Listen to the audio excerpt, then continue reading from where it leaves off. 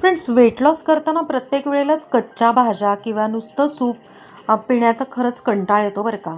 त्याच्याऐवजी असं वाटतं की गरमागरम आहे ना खिचडी वगैरे काहीतरी खावं. आणि त्यातल्या त्यात आता थंडी चालू होणार आहे म्हटल्यावर तर संध्याकाळी थोडीशी भूक लागते, इच्छा होते. इथे आपण करत आहोत मिक्स व्हेज ओट्स खिचडी. त्यासाठी मी 1 बाऊल आहे ना ओट्स घेतले, थोडेसे भाजून घ्यायचे. वाटीचं प्रमाण असेल तर 1.5 वाटी ओट्स घ्यायचे. आणि मिक्स व्हेजिटेबल तुम्हाला जे पाहिजे ते तुम्ही घेऊ शकता. इथे मी कांदा घेतला आहे, दुधी भोपळा, मटार, फरसबी म्हणजेच फ्रेंच बीन्स आणि टोमॅटो अशा पद्धतीच्या मिक्स भाज्या घेतलेल्या आहेत. आता आपण कुकरमध्ये खिचडी करणार आहोत. त्यासाठी थोडं तेल, जिरे, हळद, हिंग, त्यानंतर बारीक चिरलेला कांदा, 1 चमचा आलं लसणाची पेस्ट आणि थोडं पाणी टाकून छानपैकी परतून घ्यायचं. त्यानंतर आपण जे मिक्स व्हेजिटेबल घेतले होते ते त्यात टाकायचे. आणि जे व्हेजिटेबल्स आहेत म्हणजे भाज्या आहेत त्या कच्च्या आहेत म्हणून थोडं पाणी टाकून फक्त कुकरचं झाकण नुसतं वरती ठेवायचं आणि 2 ते 3 मिनटं छान शिजवून घ्यायचं. त्यानंतर त्यात आहे ना अर्धी वाटी आपण आहे ना भिजवलेली मूग डाळ जी आहे तर ती त्यात टाकून घ्यायची.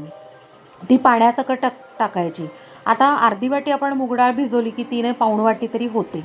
भिजवलेली मूग डाळ टाकल्यावर ओट्स, त्यानंतर चवीप्रमाणे मीठ, तिखट म्हणजेच लाल मिरची पावडर, थोडीशी कसुरी मेथी आणि चांगलं 2.5 ते 3 ग्लास पाणी टाकायचं. ह्याला ना या खिचडीला थोडं पाणी जास्त टाकावं लागतं कारण ओट्स आणि मुगाची डाळ आहे ना पाणी शोषून घेतं.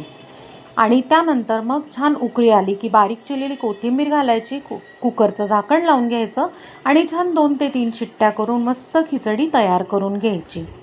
तर इथे अशा पद्धतीने मस्त अशी weight loss mix veg oats khichdi तयार आहे. आपल्या चॅनलवर बरेच आहे ना वेट लॉसच्या रेसिपीज आहेत. या रेसिपीच्या खाली मी त्याच्या डिस्क्रिप्शनमध्ये सगळ्याच्या लिंक्स दिलेल्या आहेत नावांसकट. सो नक्की चेक करा आणि ह्या सगळ्या रेसिपीज नक्की करून बघा. आणि आपल्या चॅनलवरच्या अजून वेगवेगळ्या पद्धतीच्या रेसिपीजसुद्धा आहेत वेट लॉस व्यतिरिक्त. त्यासुद्धा नक्की ट्राय करा आणि मला कमेंटमध्ये सांगा. आता या खिचडीबरोबर काय द्यायचं तर तुम्ही एखादा भाजलेला पापड किंवा चांगलं दही, तूप घालून मस्तपैकी सर्व करा. थँक्यू.